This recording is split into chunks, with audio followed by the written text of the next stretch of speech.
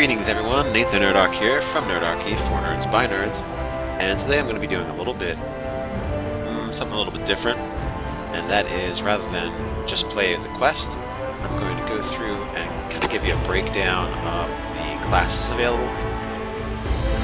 Obviously some of the things that vary from you guys and gals that are used to the regular tabletop, and kind of go through how you can do a lot of different class techniques and have a lot of access to different things based on your character and point selection.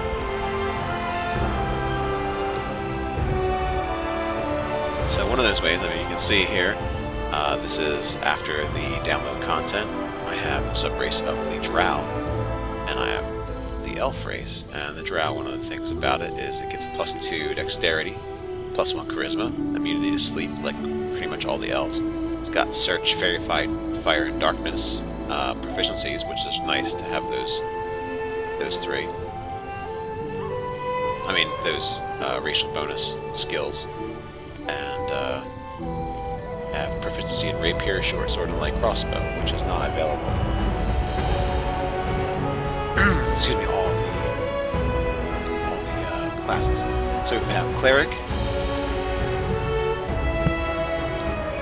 rogue, wizard, paladin, ranger, fighter, and we're back to cleric. For the races, we have elf and the sub-races of moon elf, sun elf, wood elf, and drow. And then you have the backgrounds that give you access to different things. They're not as complete, I would say, as the backgrounds in 5th edition, but they give you a little extra something. Another race, dwarf. We have the gold dwarves. Their constitution and wisdom. Damage resistance to poison, which is very nice. Racial bonus to dwarven toughness, and they have proficiency in battle axe and hand axe. The shield dwarves, who are kind of your common dwarf. It's kind of like the shield dwarves in this campaign setting are like your commoner dwarves compared to the gold dwarves, who are like the dwarves dwarf. You could say the shield dwarves are closest to mountain dwarves in the generic 5th edition rules. So they get a +2 constitution, +2 strength, damage resistance to poison. Proficiencies, they have light and medium armor, as well as battle axe and hand axe.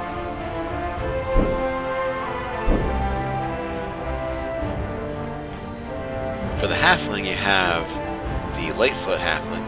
It gets the +2 to dex, +1 charisma, and then naturally stealthy, which is very helpful. And then you have the strong heart halfling, and you're kind of like a dwarf halfling.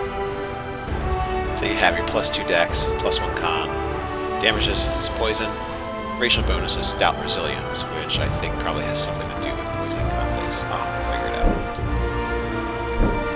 Then you have your half-elf, no sub-race. They didn't do the breakup of the different races, because really with your race, there wouldn't be much of a difference between all the elves if you diluted them, for the game anyway.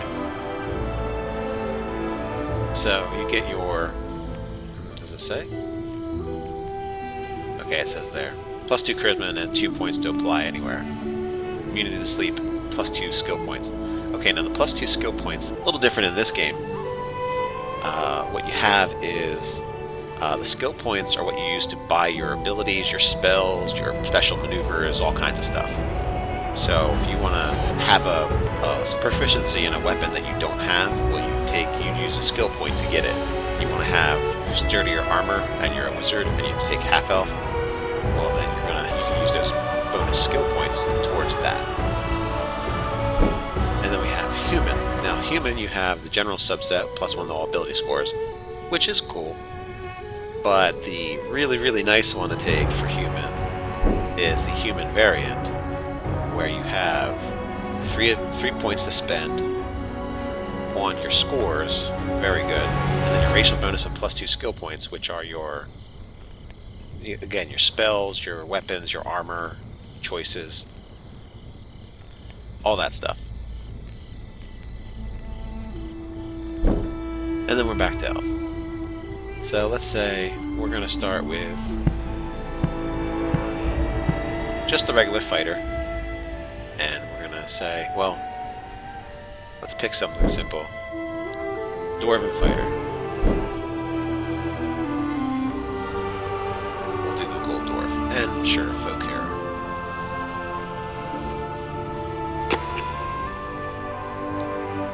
There is a lot of stuff to do with this. I'm not going to get into it.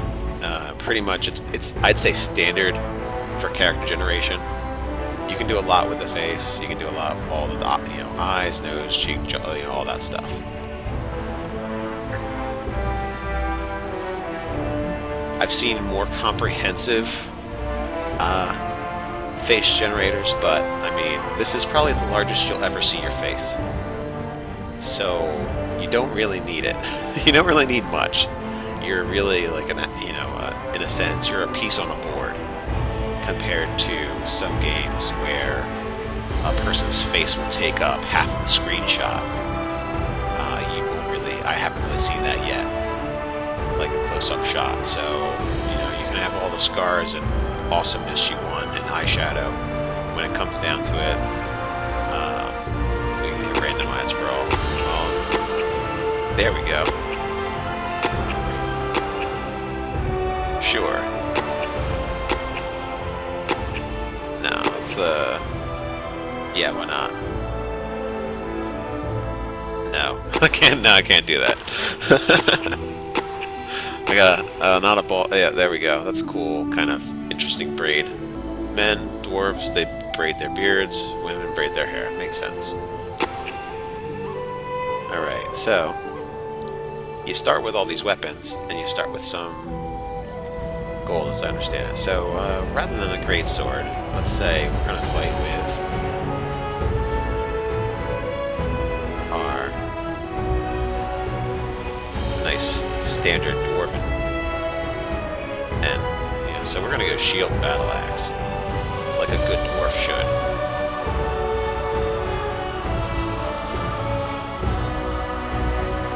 And we start off with some decent armor, splint armor. That's fantastic. And that's it.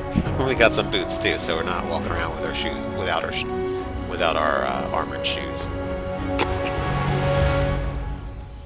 All right. So again, you have these 2 points from Constitution. You can. This is how I start off with a 10, while everything else is 8. Again, very similar. Works very similarly to the generic point-buy system. There is no rolling stats. It's very 5th edition. It's very 5e because there's point-buy. So as a fighter, I'm going to go as high as I can in strength. I'm pretty much just going to make it so my dex breaks even, and conning it up. Some nice wisdom, and sure, round out my charisma. Just as a tip, I've played the game for a short amount of time. There are some things where your charisma, your wisdom, and your intelligence will help you solve a problem. It's not always the best thing to just bump up, as a fighter.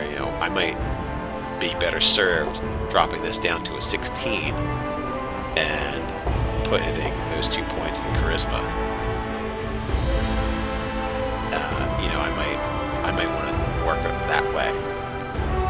Multi-class doesn't really work the same way from what I understand, so it's more like you're one class and you build what you want. So whatever you train towards is what you go towards.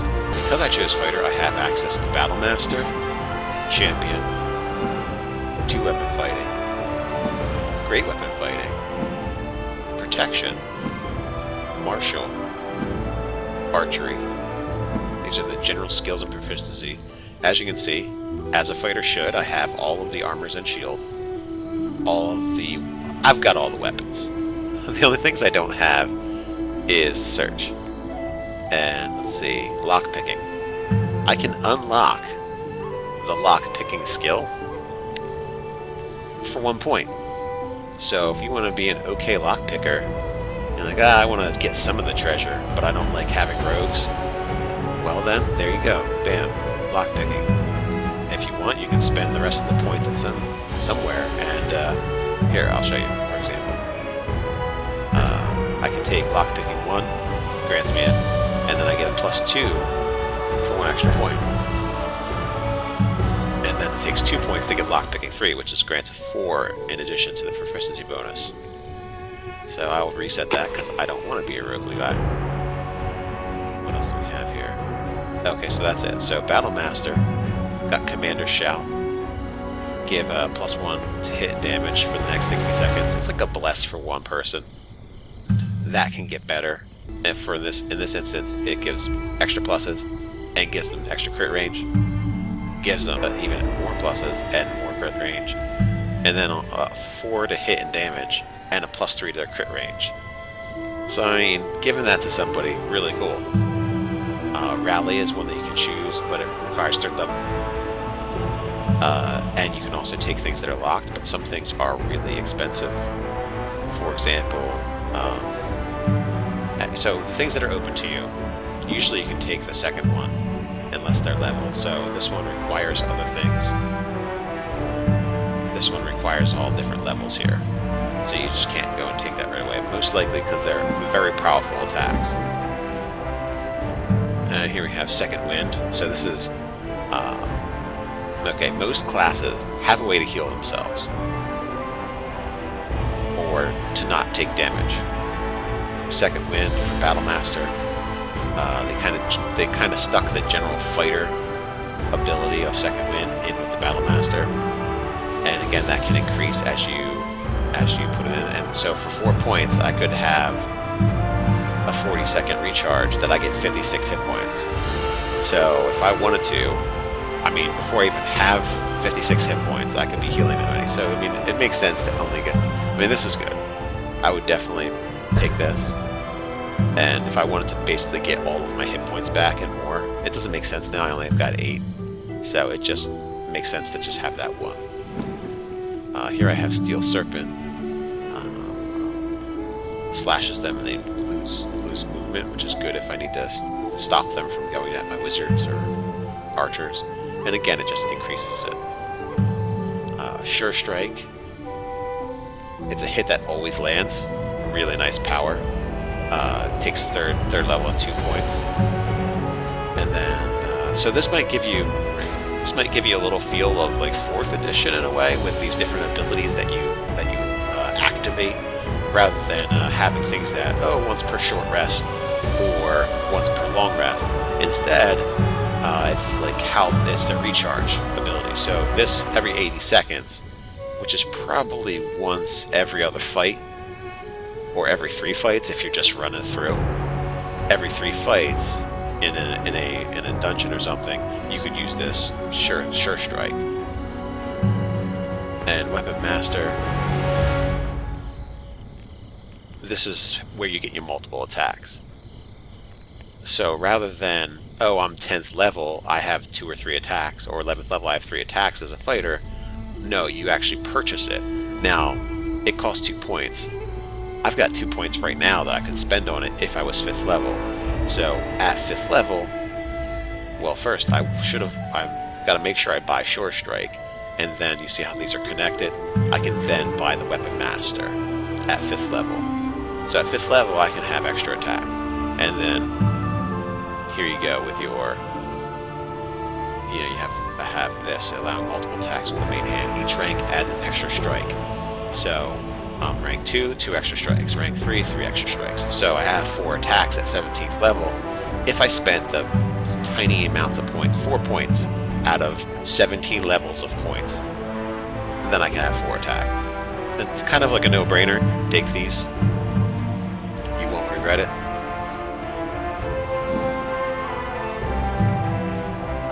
This is more of a dual-wielding, 2-weapon fighting. Where is dual-wielding? It's obviously not here. It requires dual-wielding. By dual-wielding, they mean having both weapons in your hands. So I don't have both weapons in my hands, so I'm not a dual-wielder. Knocking opponents down is really great. So this is just better and better knocking down. Stabilize is something everyone has. It revives an ally. There's no... Well, I haven't had anybody die permanently where it wasn't storyline driven, so I don't actually know what's after, you know, stabilize. What else would you need? But they do have things like resurrection, so I forget exactly how it works. I'll have to read up on it.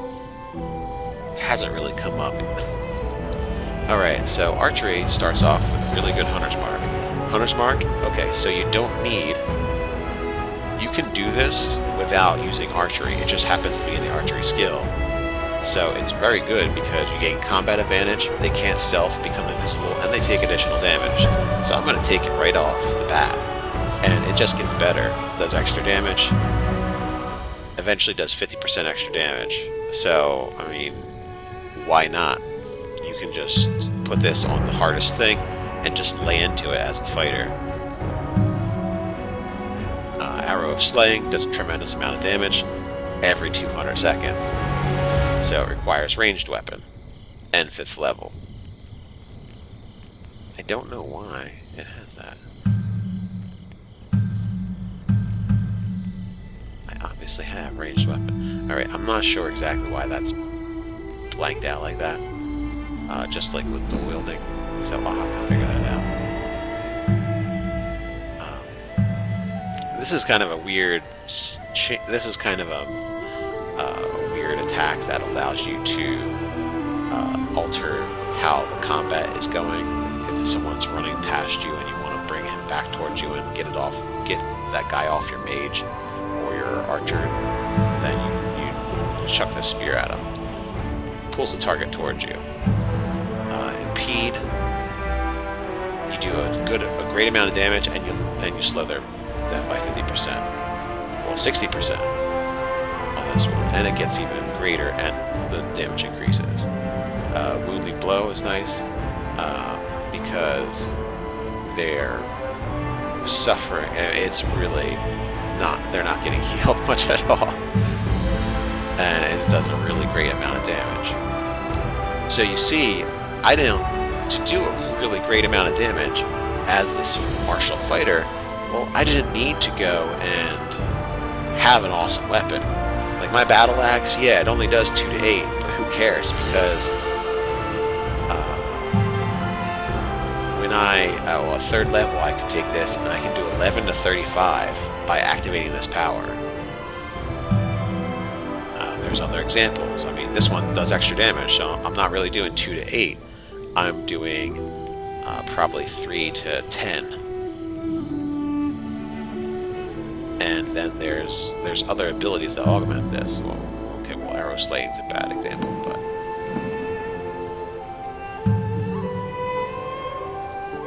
Oh, Rally is nice because it boosts all of your people in the area rather than just this one guy with a command shout. And it gets pretty decent as it goes up because they get a lot of bonus hit points and they get armor class bonuses. This gives them armor class bonuses. And combat disadvantage for their attackers. In the last 60 seconds, it recharges on 80, so you're only missing 20 seconds where that's not working out. It only requires 3rd level, so this is something I'm going to be buying this tree for, because that is a great boost. Have all your guys hang around you, do the Rally 3, and then charge in the battle. Reign of Terror.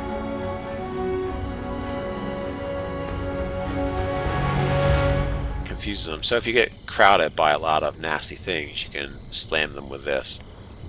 Because it's point blank area effect. I'm guessing that's 10 yards. So anybody in your little radius, and this just makes it all more nasty, and it has a level requirement. All right, so Steel Serpent.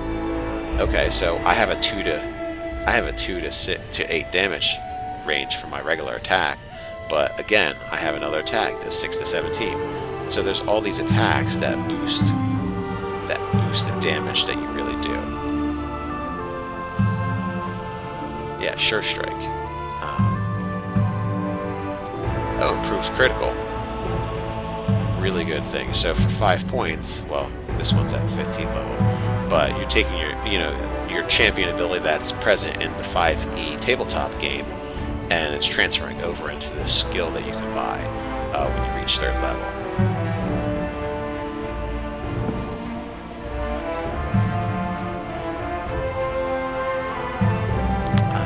Most of... Oh, trapped in place. Okay, so most of the 2-weapon fighting is just extra damage. Oh, this one's nice because it's like a wizard attack.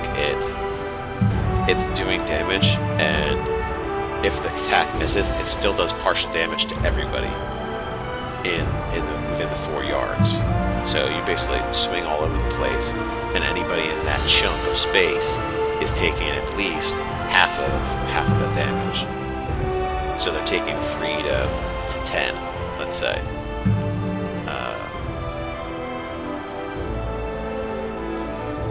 This one's good because they've basically got a 50% parry rate of blocking a shot and then counterattacking.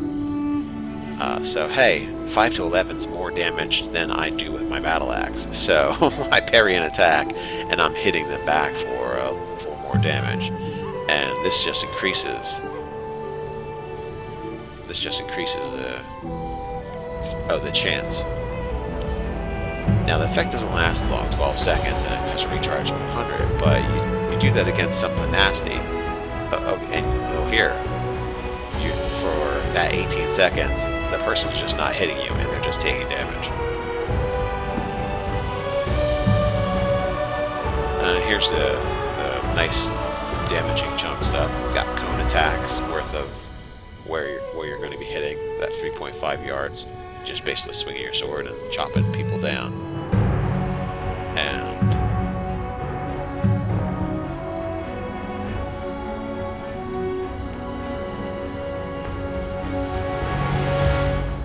oh, this is nice. They get extra damage, plus it's the saves.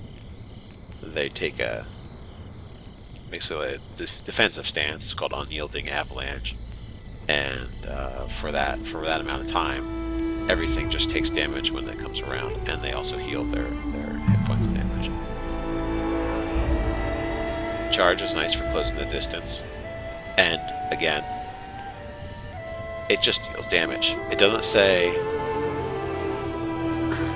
I don't know if it auto-hits, because I haven't used it yet.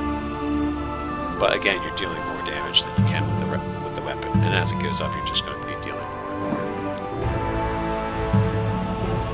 more. Protection, you have the Shield Bash, which is any effect in this game, like stunning or knocking prone, really great. It took for a long time. A wolf recently bit and knocked down my dwarf. It took a long time for him to get up, where he was just getting munched on. So the Shield Bash is a great option. You knocking down the target for 5 seconds, knocking for 3, and then you have stunning. So you don't start knocking people down. You can take it at 5th level. You can start knocking people down. So that's probably something I'm going to run with. So how about, let's see, I will take Shield Bash right now, and then starting 3rd level, we've got Shield Wall, which blocks incoming projectiles for 15 seconds at the greatest.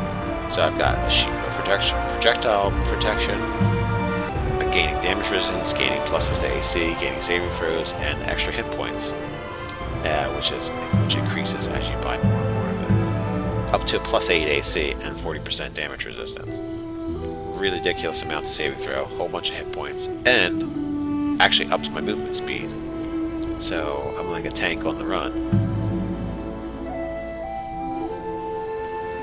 Oh, and this is the... well, you get it. It's weird how in this game they're giving you the ability for basically the protection fighting style at around 7th level. You know, they're giving your allies bonuses to AC just by being near you. And as you go up, you can extend that. The radius extends, and then eventually the armor class improves. So that's the general gist for the Dwarven Fighter. And on to summary. You can select the portrait, you can select the name, the voice, figure out the alignment, and you can do the deity.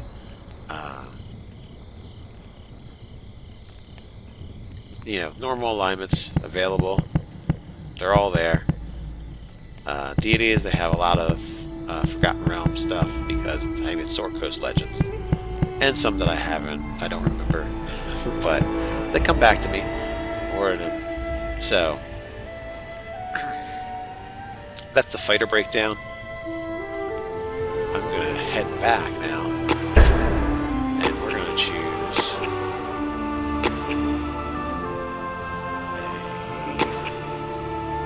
a different class. I don't really want to go through all of the breakdown. So, let's take...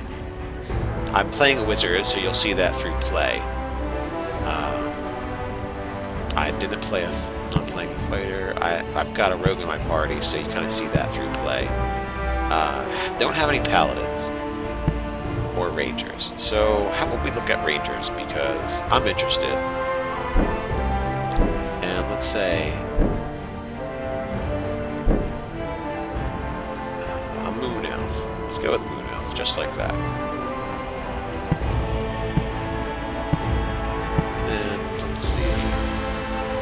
Say guild artisan, just cause. Maybe is Moon Elf a good choice?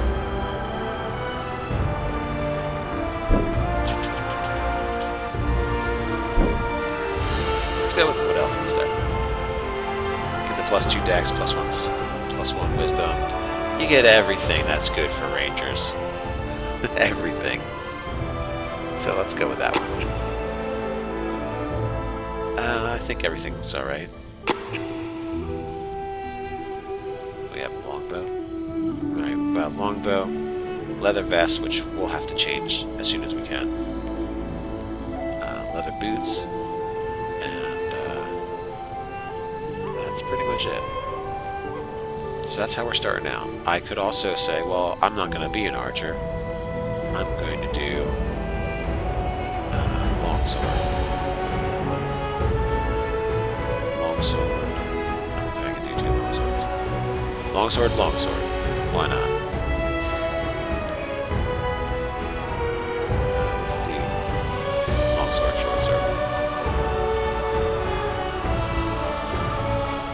Since they're both micro-resistance.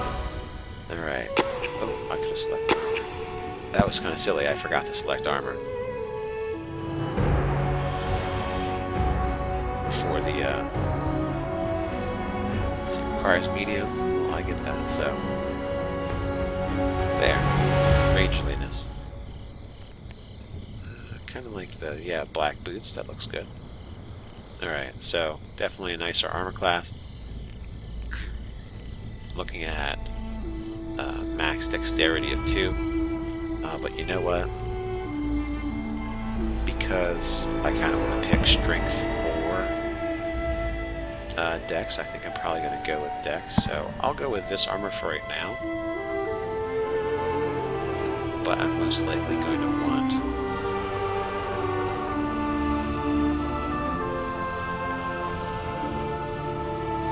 I'll go with this armor for right now and just change it out after the first so I'm probably going to go with 2 short swords.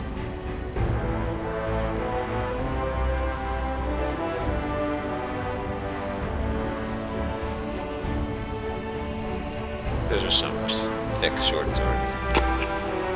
Nice big gladius there. Alright, so again, we have the dex starting with 2, intelligence got a 1, and wisdom 1. Now, let's see.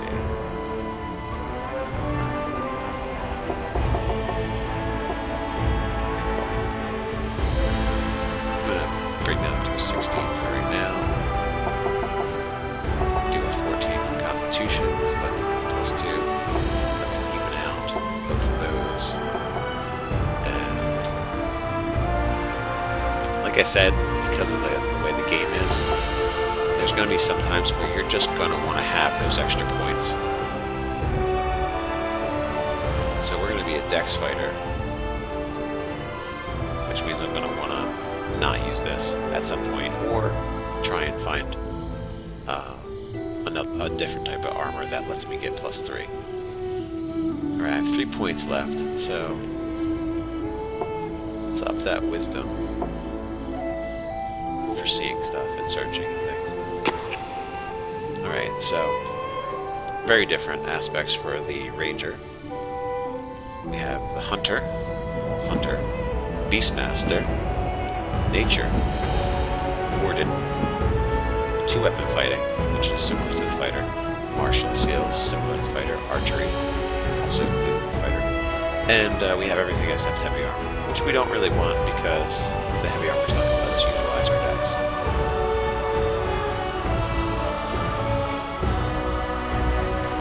So we really have all the skills we need here.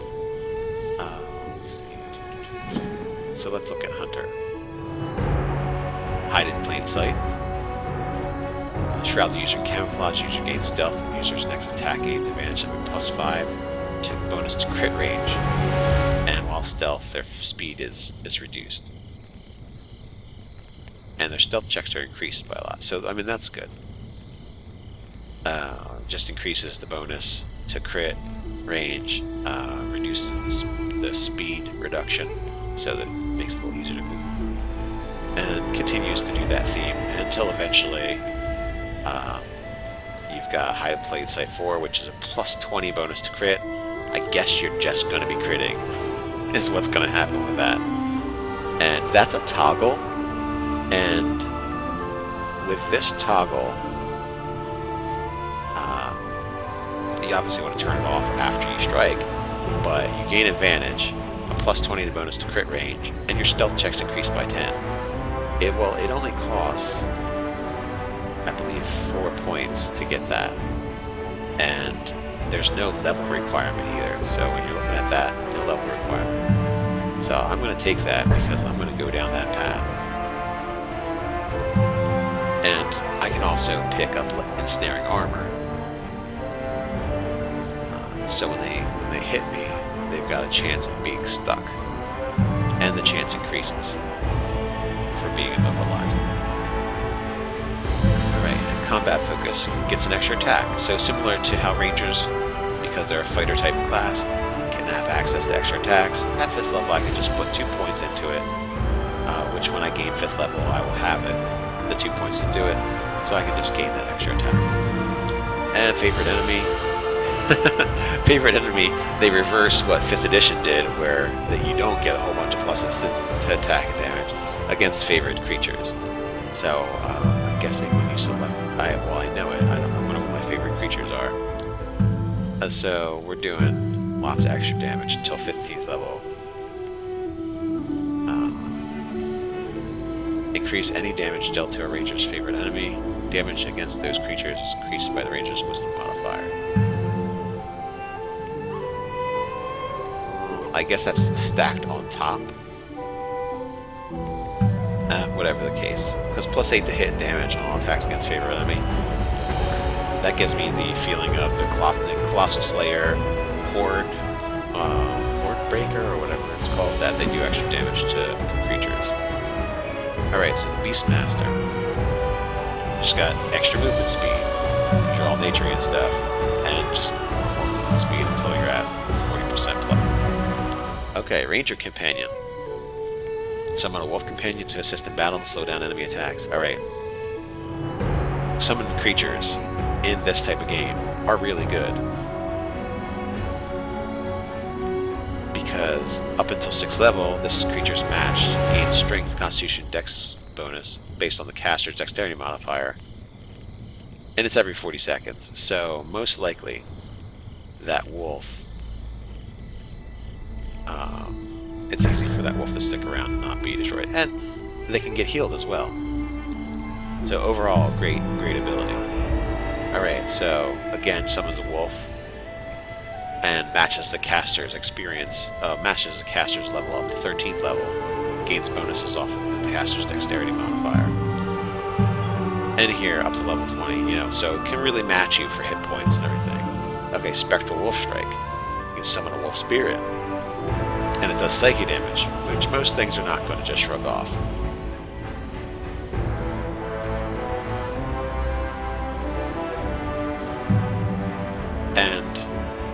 does 2 instead of 1.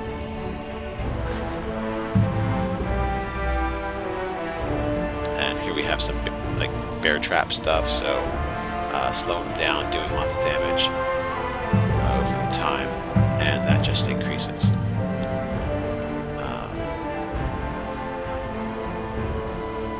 This kind of reminds me of like Hail of Thorn spell with poison. And again, the damage increases over the time. And the nice thing is, even if they make the save for poison, and well, the DC doesn't increase, but the nice thing is that save for poison, it's based on dexterity. So if you have a good dexterity, you're going to have... sorry, what was I thinking? I was thinking it was modifying it. So it's a dexterity saving throw. The saving throw to the DC doesn't increase, but they're going to take half damage, so the damage is always increasing. So even at higher levels, a save is still going to have them taking lots of damage. Alright, so with nature, gives you a little bit of the druid spell, ranger spell list. You've got your bark skin, which is nice because you get the plus to armor, and you also, in this game, when you gain something like bark skin or armor spell, you gain resistances to damage from certain things, like here's lightning resistance and bludgeoning resistance, as well as the plus 2 armor class. And that increases, and it continues to increase. If I wasn't going to have a cleric, or I wasn't going to have anybody else in the party that could heal, this is a good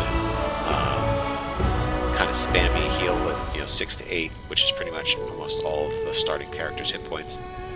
And every 20 seconds you can do it. So overall, it's a good get somebody back on their feet power at low level. And here's restoration. Really good because when you get suffering negative effects, ability restore reductions, damage over time, and silences. That's examples of some of the negative effects. Really, it's nice to knock those out.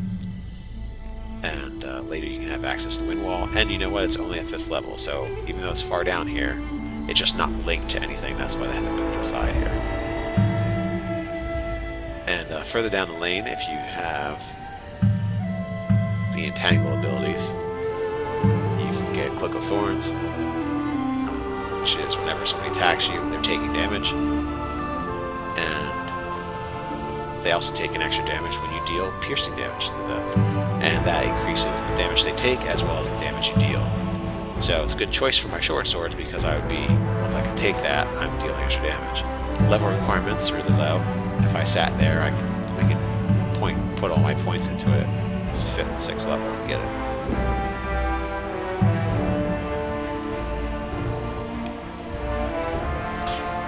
Alright, for the Warden, we have some more of the magical might that is in the Ranger.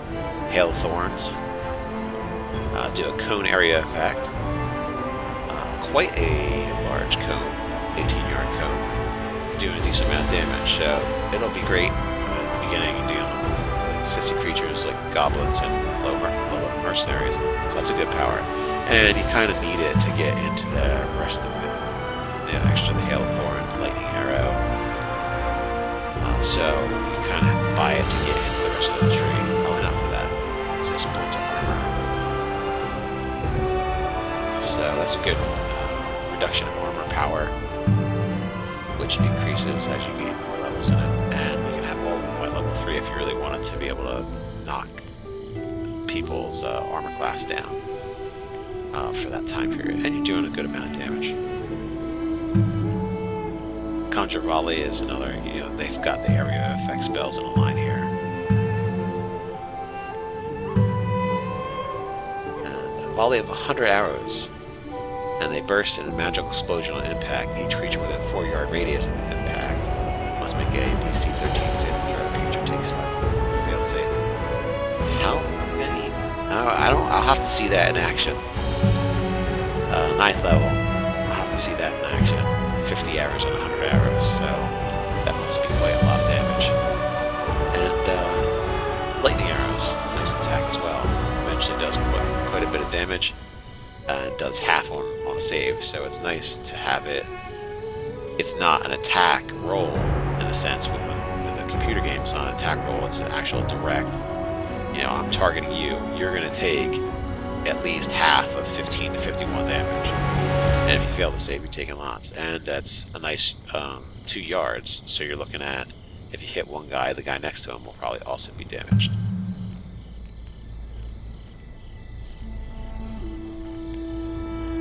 Alright, this looks like it lets you attack a lot more. Increasing the action speed. So most likely increases the rate at which you can attack and fire. And that just increases a lot. So that's probably when you have to really lay down the damage with your long range stuff. So probably not going to be something I get interested in, but again, you know, it's all the way on the edge of the tree, and that's 9th level, so maybe I will. I mean, I can switch back and forth between 2 weapon sets. So maybe I will start off with short swords now, and then I'll move my way up to using the bow more, especially if I find a cool bow. We already went over 2 weapon fighting. It's the exact same as the fighter. So that's the nice thing, is that once you see once you've played one of the classes, this is again the exact same thing as the fighter. And the archery, exact same thing as what the fighter had.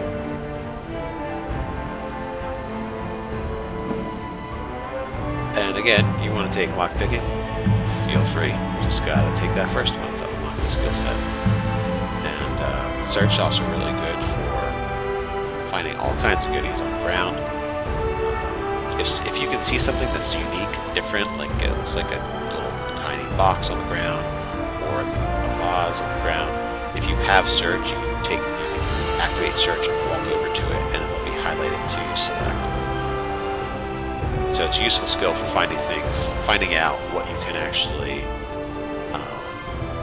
open and interact with. And eventually it loses its movement penalty. You get a high bonus to actively searching and +8 for perception. So eventually you can just run around with it all the time.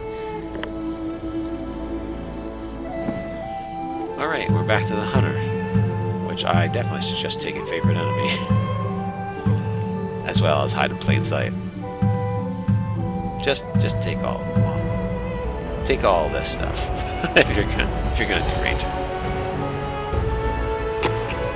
Alright, and for summary, here's where you pick the favorite enemy. What I've seen so far,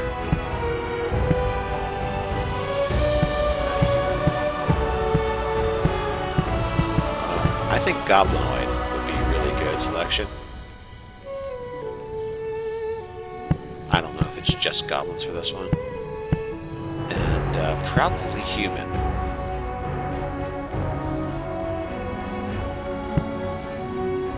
Monstrosity would probably also be good. You can really select none. Well, anyway. So, if you were wondering where the heck do I search for favorite enemy, there you go. And this gives you a little bit of background.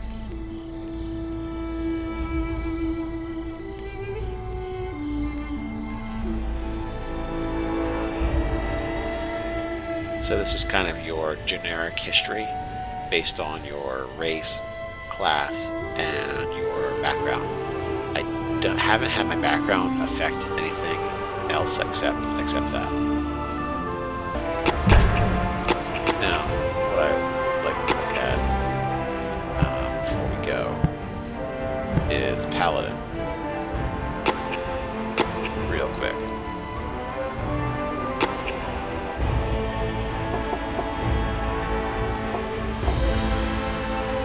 I wouldn't have really picked probably would have been more interested in being a shield dwarf or something like that.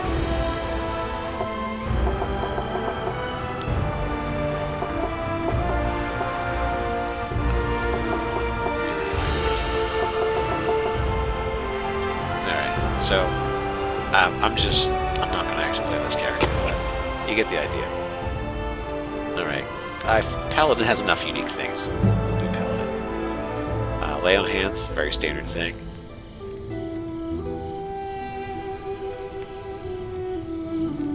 Now you see, I was saying like, oh, there's a duration that you can use it. So every 40 seconds you can use this. So again, rather than short short rest, long rest, you have time limits on basically how fast you can proceed through the game. A really nice thing about that is you don't have to sit down and say, alright, we've got to sleep for an hour, or we've got to rest for an hour right here and not get attacked, hopefully. We've got to rest for 8 hours and hopefully not get attacked. And yeah, that was kind of fun to have random encounters, but time, you know, you only have so much time in the day to play a game. And I've played for hours, and I haven't gotten through the main part of the game yet. And I haven't hemmed and hawed about making a character. I said, oh, I want to be a wizard, and bam, I just went with it after looking at Rogue and a few other things for a little bit. And then I decided to come back and kind of peruse the actual effects of everything. But yeah, I'm really happy that they don't have short and long rest stuff here, because it's naturally just going to happen within the story. So this is just boosting it up, and eventually you hail quite a tremendous amount of damage. And this is also the linkage for your auras. So you're going to want to ramp up, 4 points to get to this. So at 5th level you can start having your auras. And this just heals people that are around you every round. So that is really nice. And it just boosts the amount they get healed for. So that's a really cool ability. And this is a passive one that you can start taking at 3rd level. Divine Grace, giving you +1 to all saving throws. And the saving throws just go up. So you can take a whole of these and get an eventual +4 bonus. So rather than linking it to your charisma bonus, it's just you're spending skill points on it. This is kind of the smite power for it. You've got radiant damage and also heals allies within the area. So kind of tips the scale and judges the wrongness of the other party, all the other guys. And the radius gets bigger and the healing and damage get bigger. Branding smite do damage, and they're basically lit up so they can't stealth or invisibility, which is really nice when you're fighting rogue characters that ditch combat to backstab you. The Avenger segment, Sign of Vulnerability. So this is making someone radiant damage vulnerable, which is good because as a paladin you've got a whole bunch of radiant damage going on. Hey, here's another radiant damage power. This is nice because it's like the paladin's version of a Ray of Enfeeblement. Now, I mean, this isn't an actual spell in the 5th edition game, but I think mechanics-wise it seems like a cool ability for a paladin to have. And it just increases the time damage. This is where you would get more, that special power for one of the oaths that transforms you into, I think it's Oath of Devotion, where it transforms you into some kind of angelic force. So you get bonus to movement speed, bonus to action speed, which is kind of like how fast you attack and do the stuff, and +6 strength bonus. So that is a nice boost to your overall powers. And here the bonus goes up. Really silly movement speed, I guess, to kind of simulate flying. 50% increase in your action speed and +10 bonus to strength. So, and at level 7 you can get an extra attack. Why it's level 7 and not level 5, not really sure. But it's also in this chain. But I'm thinking that it will just become available at level 7. Oh, you take this and then you can go to here rather than go this way if you don't want this stuff. Right, and Retribution. Gives you an extra bonus of radiant damage, and they take damage when they hit you. And then it just increases the bonus damage, and the bonus damage, and the damage they take when they hit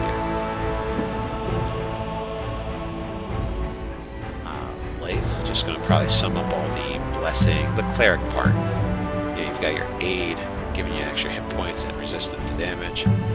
So rather than pluses to armor class, it's giving you actual straight up resistance to damage. Beacon of Hope. Allows people to get healing boost, which is really effective when you slap this down, and then you have, excuse me, and then you have clerics and your paladins healing people. Restoration, same for all the other classes that get it. Vivify. This is really good because this just bounces somebody back up rather than having to go over and stabilize them first. And so you're getting extra hit points and bounced up. Oh, well, that's really nice. This is practically a resurrection style thing where you're getting them right back up into the action and then healing, and they're continuing getting healed over the 16 seconds, so an extra four hit points or so every second.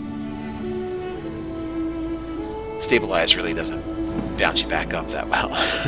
So for war, got the holy champions who follow the gods of war. So it's kind of these are well, you could say devotions for the paladins, but kind of like domains as well. And here we have lots of ways of dealing radiant damage.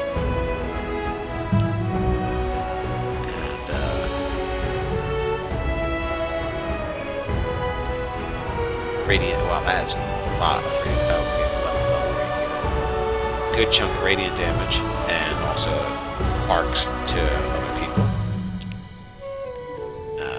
Up to 4 times. It's like chain lightning right there. Up to 6 times, up to 8 times. So this is like uber chain lightning. So definitely a power worth taking. Guardian of Faith, summoning a celestial being.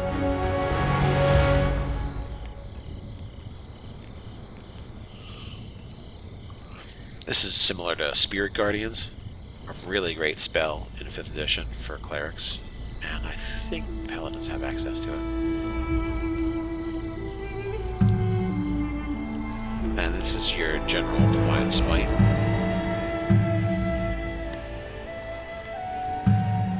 With a level requirement of level 2. And here is a nice kind of an aura for everybody in the area to do extra radiant damage. And the radiant damage just gets boosted up as you take the other one. Great Weapon Fighter is going to be very similar to, if not exactly the same. It's exactly the same. Shockwave, I don't remember that Shockwave. So maybe it was a bit different where I wasn't paying attention. Yeah, these are all the same, so maybe I just wasn't paying attention to Shockwave. Well, here's Shockwave. Does a great amount of force damage, and they have to also make a save or they get knocked down. So, really powerful attack. Does quite a lot of force damage, not too many things are resistant to force damage. Again, protection, very similar to, I mean, pretty much the same as the fighting style. I'll take it.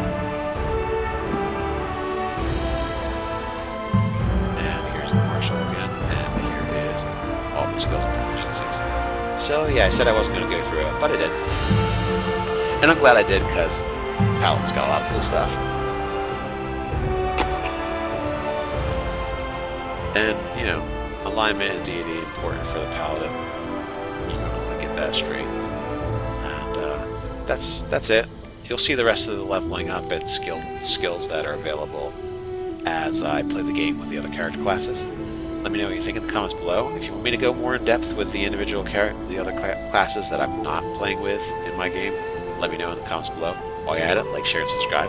And until next time, stay nerdy.